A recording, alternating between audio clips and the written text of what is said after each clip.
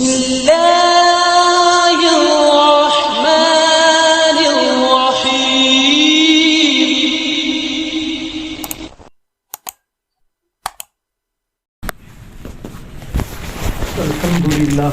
الحمد لله كفى وسلام على عباده الذين اصطفى أما بعد. فأعوذ بالله من الشيطان الرجيم. يا أيها الذين آمنوا اتقوا الله وكونوا مع الصادقين. وعن عائشة رضي الله تعالى عنها قالت قال النبي صلى الله عليه وسلم إن عازم النكاح بركة أيسره مؤنة أو كما قال عليه الصلاة والسلام. صدق الله مولانا العظيم وصدق رسوله النبي الكريم ونحن على ذلك لمن الشاهدين ومن الشاكرين والحمد لله رب العالمين. محترم سامعین اکرام، جیسا کہ ابھی ہم نے عرض کیا کہ اللہ کے پیارے حبیب حضرت محمد الرسول اللہ صلی اللہ علیہ وسلم نے پوری انسانیت کی زندگی گزارنے کے ہر شعبے میں رہنمائی اور رہبری فرمائی، اور چونکہ اس زندگی کے باب میں نکاح ایک بہت اہم باب ہے، اس لیے خصوصیت کے ساتھ نکاح کے سلسلے میں اللہ کے پیارے حبیب حضرت محمد الرسول اللہ صلی اللہ علیہ وسلم کی تعلیمات موجود ہیں۔ چنانچہ ابھی حضرت امام صاحب نے جو خطبہ پڑھا، اکثر وہ باتیں جو حضرت محمد الرسول اللہ صلی اللہ علیہ وسلم نے نکاح کے سلسلے میں ارشاد فرمائی ہے اسے بیان کیا آپ نے خطبے میں۔ اور نکاح کے سلسلے میں امام الانبیاء سید القونین محمد عربی صلی اللہ علیہ وسلم کے جو ارشادات ہیں، اس میں ایک جامع بات جو آپ نے ارشاد فرمائی، جسے حضرت عائشہ صدیقہ رضی اللہ تعالیٰ عنہ روایت کرتی ہے، فرماتی ہے کہ محمد عربی صلی اللہ علیہ وسلم نے ارشاد فرمایا فَإِنَّ أَعْظَمَ النِّكَاحِ بَرَكَةً أَيْسَرُهُ مُؤُنَةً، کہ سب سے زیادہ برکت والا وہ نکاح ہے جس نکاح میں خرچ کم سے کم ہو۔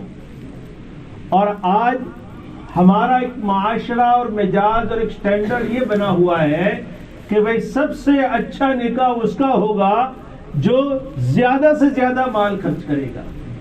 بعض بیچارے اللہ کے بندے ایسے ہوتے ہیں کہ زندگی بھر کی کمائیاں جمع کر کے تھوڑی تھوڑی کر کے جمع کر کے رکھتے ہیں کہ بھائی مال جمع کرو، بیٹا بڑا ہو رہا ہے، اس کی شادی میں خرچہ آئے گا، یا لڑکی ہے لڑکی کی شادی میں خرچہ آئے گا، تو ماں بھی اور باپ بھی بچا بچا کر مال جمع کرتے ہیں، اور پھر وہ پوری زندگی کا جمع کیا ہوا مال ایک دن میں اس کو اڑا دیتے ہیں، نہ تو اس کا کوئی نفع ہے نہ اس کا کوئی فائدہ ہے۔ اور پھر اس طرح کی جو غیر شعوری طور پر اور غیر ضروری چیزوں میں جب مال خرچ ہوتا ہے تو پھر اس کے نتائج بھی آج ہم معاشرے میں دیکھ رہے ہیں کہ کیا حالات بنتے ہیں۔ محمد عربی صلی اللہ علیہ وسلم کی رہنمائی اور آپ کی رہبری اس سلسلے میں یہ ہے کہ سب سے زیادہ برکت والا وہ نکاح ہے جس نکاح میں خرچ کم سے کم ہو۔ کچھ چیزیں ایسی ہیں جو نہایت ضروری ہے، جسے کرنا لازم ہے، جسے کسی حال میں آپ چھوڑ نہیں سکتے نکاح میں، اور کچھ چیزیں ایسی ہیں جو غیر ضروری ہے۔ غیر ضروری باتوں کے سلسلے میں اللہ تعالیٰ شانہ خود قرآن کریم میں ارشاد فرماتے ہیں جو چیزیں ضروری نہیں ہیں اس میں خرچ کرنا، اس سلسلے میں اللہ تعالیٰ شانہ خود قرآن میں فرماتے ہیں کہ غیر ضروری چیزوں میں مال لگانا یہ فضول خرچی ہے۔ اور آگے اللہ ارشاد فرماتے ہیں فَإِنَّ الْمُبَدِّرِينَ كَانُوا إِخْوَانَ الشَّيَاطِينَ، کہ غیر ضروری چیزوں میں مال خرچ کرنے والے، فضول خرچی کرنے والے یہ شیطان کے بھائی ہیں۔ تو دوستو، جب اللہ تعالیٰ اتنے صاف لفظوں میں کہہ رہے ہیں اور پھر بھی اگر مسلمان کو یہ سمجھ میں نہیں آئے کہ بھئی یہ میرا مال ضرورت میں لگ رہا ہے یا غیر ضروری چیزوں میں لگ رہا ہے، تو یہ دوستو ہمیں اپنی عقلوں کے سلسلے میں سوچنے کی ضرورت ہے کہ ہم کیا کر رہے ہیں اور کہاں جا رہے ہیں۔ محمد عربی صلی اللہ علیہ وسلم کی واضح تعلیمات موجود ہیں، قرآن کریم میں اللہ تعالیٰ کھول کھول کر بیان کر رہے ہیں علماء اس کو آپ کے سامنے رکھتے ہیں. دوستو ہوش و حواس کے ساتھ ان چیزوں کو سمجھنے کی ضرورت ہے, زندگیوں میں لانے کی ضرورت ہے. اگر مسلمان قرآن کریم کو اور امام الانبیاء سید القونین محمد عربی صلی اللہ علیہ وسلم کی تعلیمات کو اگر آگے رکھ کر چلتا ہے تو دوستو آج مسلمانوں کے لیے عزت کے وہ منار ہو سکتے ہیں جو حضرات صحابہ اکرام رضوان اللہ تعالی علیہم اجمعین نے حاصل کی. اس کے لیے ضرورت ہے کہ دین کو سمجھنا, قرآن کو سمجھنا, محمد عربی صلی اللہ علیہ وسلم کی تعلیمات کو سمجھنا. اب نکاح میں کون کون سی چیزیں ضروری ہے, مختصراً 2-4 باتیں کہہ کر اپنی بات پوری کرتا ہوں. نکاح میں کیا ضروری؟ نکاح میں ایک تو ہے سب سے پہلے نمبر پر ایجاب و قبول. یہ عربی کے لفظ ہیں. ایجاب و قبول کا سیدھا لفظ اگر اپنی گجراتی میں کیا جائے اس کو کہتے ہیں لیوڑ دیوڑ. یعنی ایک تاجر اپنی تجارت کی کوئی سامان لے کر بیٹھتا ہے, اس کے یہاں کوئی کسٹمر آتا ہے, تاجر اپنی چیز پیش کرتا ہے, کسٹمر قیمت کے ساتھ اسے قبول کرتا ہے. ایسے ہی دلہا دلہن دونوں جمع ہو کر گواہوں کی موجودگی میں, امام کی موجودگی میں دلہن اپنی ذات دلہے کو پیش کرے اور دلہا مہر کے عوض میں اس کو قبول کر لے. یہ ضروری ہے. تو ایجاب و قبول ضروری, دوسرا مہر ضروری ہو گیا. لیکن شریعت کا ایک قاعدہ ہے, پردے کے احکام اللہ تعالیٰ نے قرآن کریم میں بیان کیے ہیں. تو عورت جو ہے نامحرموں کے مجمع میں آنا اسلام میں جائز نہیں عورت کے لیے. اس لیے عورت کا وکیل شریعت نے مقرر کیا کہ عورت خود اس مجمع میں نہیں آئے گی بلکہ دلہے کے ساتھ عورت کا وکیل بیٹھے گا اور وہ عورت کو پیش کرے گا وکیل, دلہا اسے قبول کرے گا امام کی موجودگی میں, گواہوں کی موجودگی میں اور مہر کے عوض میں. تو یہ نکاح درست ہو جائے گا اللہ کے نام کے ساتھ. امام صاحب جو خطبہ پڑھیں گے وہ اللہ کے نام کی برکت سے ایک نامحرم عورت مسلمان مرد کے لیے محرم بن جائے گی. تو یہ ایجاب و قبول ضروری ہے. دوسرے نمبر کی چیز ہے مہر ضروری ہے. اب مہر جو ہے وہ کتنا ہو, اس سلسلے میں بھی شریعت مطہرہ کے اندر تعلیمات موجود ہیں. اقل مہر شریعت میں یہ آتا ہے کہ کم سے کم مہر جو ہے وہ 10 درہم, چاندی کے ایک سکے کو درہم کہتے ہیں. 10 درہم یہ کم سے کم مہر. یعنی کبھی کسی نکاح کی مجلس میں مہر طے کرنا بھول بھی گئے تب بھی 10 درہم یعنی کم سے کم اتنی مہر دینا ضروری ہے. طے نہیں بھی کیا تھا تو کم سے کم مہر 10 درہم ہے. 10 درہم کا وزن مختلف اوزان علماء نے لکھے ہیں, لیکن احتیاط کے ساتھ تقریباً 3 تولہ چاندی ہوتی ہے. تو 3 تولہ چاندی کی جو قیمت بنتی ہے وہ تو کم سے کم دینا ہے. اس کے علاوہ آپ کے معاشرے میں جو رائج ہے, جو رواج ہے, آپ کے سماج میں جو رائج ہے, یہ لڑکی جو ہے اس کی بہنوں میں, اس کی پھوپھیوں میں, اس کی خالہوں میں جو مہر طے کیا گیا ہو, وہ جو آپ کے سماج یا آپ کے خاندان کا جو رواج ہے وہ مہر میں طے کر سکتے ہیں. البتہ اتنی بات طے کی یا دھیان میں رکھی جائے کہ بھئی مہر اتنا زیادہ نہ ہو کہ بھئی ابھی لکھوا تو دیا لیکن پھر بعد میں بیوی سے کہا جائے کہ بھئی معاف کر دے, سب تیرا ہی مال ہے اور بیوی معاف کر دے. یہ طریقہ نہیں ہے دوستو. آپ اتنا مہر رکھیں جسے بشاشت کے ساتھ آپ ادا کر سکیں. اور علماء نے لکھا ہے کہ بہتر یہ ہے کہ دلہا جب دلہن سے ملاقات کرے, ملاقات کے وقت اس سے استفادہ کرنے سے پہلے اسے مہر ادا کر دے, پھر اس سے استفادہ کرے. یعنی اس کے لیے مناسب نہیں ہے کہ بغیر مہر ادا کیے اس سے استفادہ کرے. تو یہ طریقہ یہ ہے کہ پہلے مہر ادا کر دی جائے. اچھا مہر کب واجب ہوتی ہے؟ تو وجوب مہر جو ہے وہ نکاح کے بعد واجب ہوگی. جیسے نماز کے لیے سبب وجوب وقت ہے, بھئی ظہر کا وقت داخل ہوگا تو ظہر کی نماز واجب ہوگی, عصر کا وقت داخل ہوگا تو عصر کی نماز واجب ہوگی. ایسے ہی سبب وجوب مہر کے لیے نکاح ہے. نکاح منعقد ہو گیا, عورت نے اپنی ذات شوہر کے حوالے کر دی, اب مہر ادا کرنا ضروری ہو گیا. تو یہ مہر ہے. اب مہر کہاں سے آیا, کیسے مہر طے ہوا؟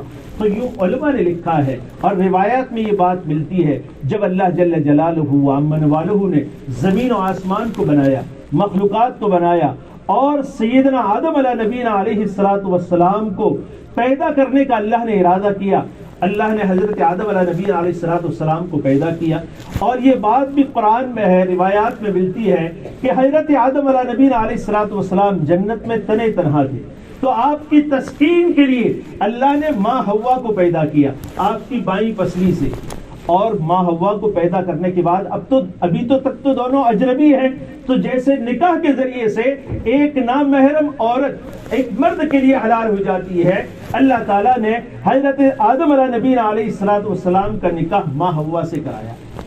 اب نکاح ہو گیا، مہر کا مسئلہ آیا، اللہ تعالیٰ نے ارشاد فرمایا آدم حوا کو ہم نے تمہارے ساتھ نکاح کر دیا، اب مہر ادا کیجئے۔